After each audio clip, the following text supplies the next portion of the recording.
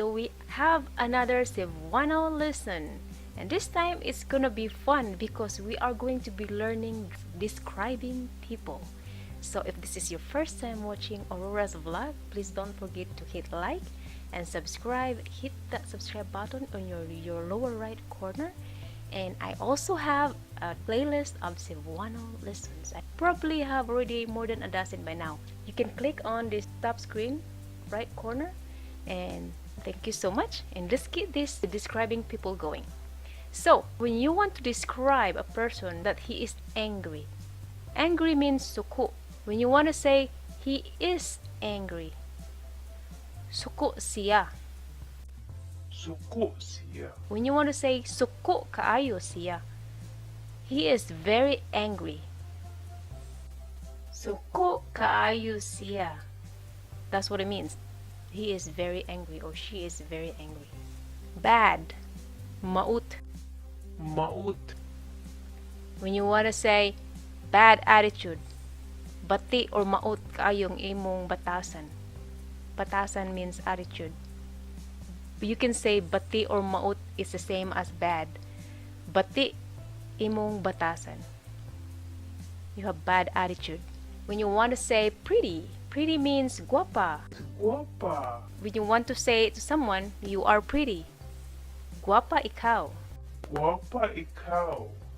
You are pretty. Guapa ikaw. When you want to describe big, big means in Cebuano, dako. Dako. When you want to say, I have a big stomach. Dako ako tiyan. Tiyan means stomach. Dako ako tiyan. When you want to say, be careful. Pagmatngon. Be careful. Be cautious. Pagmatngon. Clean. Clean means limpyo. Limpyo. If you want to say, I want to clean. Gusto ko manglimpyo. Gusto ko manglimpyo. When someone is conceited, conceited means hambog in Cebuano. When you want to say that to a person, you are conceited. Hambog ra ka. Hambog ra ka. When you want to add very, you are very conceited.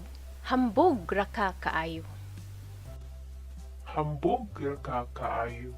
Dark complexion. Tabunon. Tabunon. Gentleman. Buutan. Buutan. Handsome. Guwapo. Guwapo. Happy. Malipayon. Malipayon. When you want to say she is very cheerful. Malipayon kaayo siya.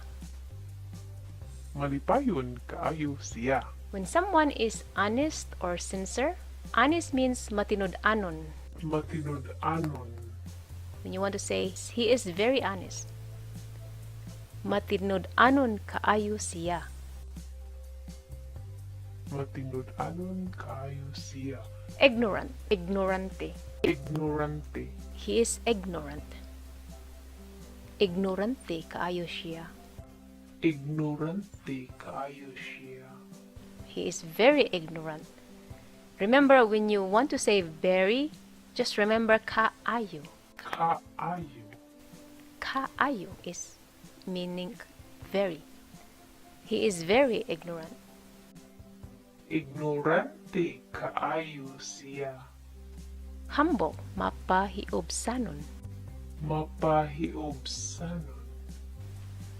Meanings very humble. Mapahiobsanon.